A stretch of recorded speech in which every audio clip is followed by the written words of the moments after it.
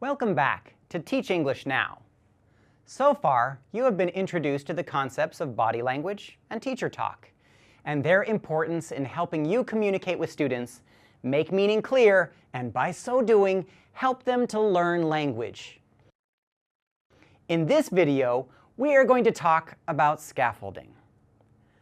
The term scaffolding comes from the platforms workers use when constructing a building.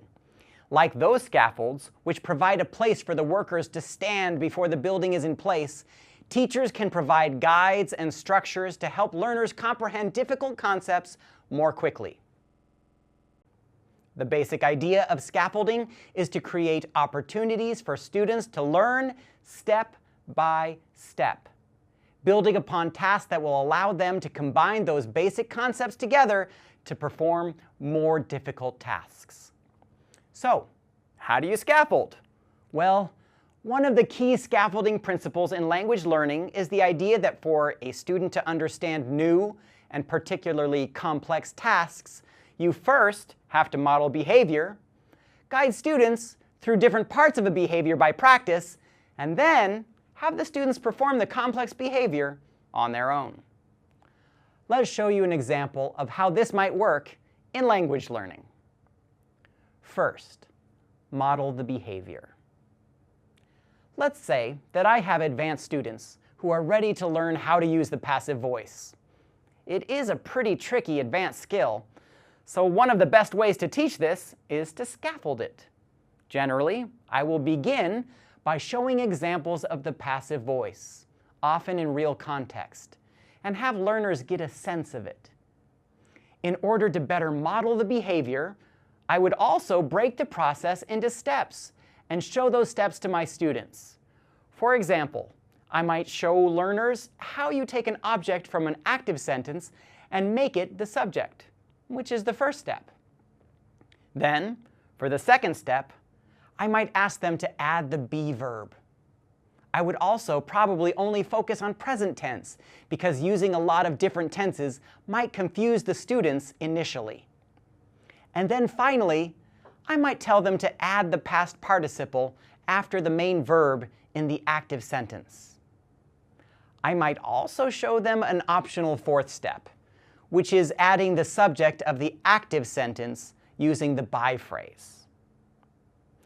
Now that I have modeled the behavior and shown the steps to the students, they are ready to move to the second part of scaffolding, which is practice in a guided or controlled fashion. I usually try to provide clear instructions and sample sentences to have students create passive voice, once again, performing each step within the process. First, I will have students find the object. Then, they will add the be verb. And finally, I'll instruct them to add a past participle. After having done a guided practice, you are finally ready to have students attempt an independent task. However, often this is an imperfect art. Sometimes if I see students struggling, I may start from the beginning yet again by looking at readings with passive voice, or maybe I will have them continue to do more advanced guided practices with me. Perhaps I will have students write sentences on their own and share those sentences with a partner. Scaffolding is not unidirectional. It is more recursive. A word that means I will go back and forth and do it again and again, breaking it down for students and then giving them time to practice until they are comfortable with it independently. Model, guided practice, independent practice. Model, guided practice, independent practice, repeat.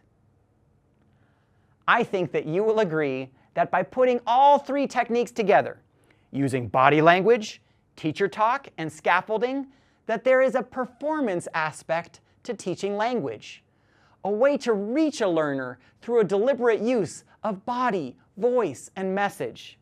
In this way, I think it is appropriate to say that for a message to be clear, understood, and enjoyable, for language to be cake, a teacher must be, at least in part, an actor. Thanks for watching.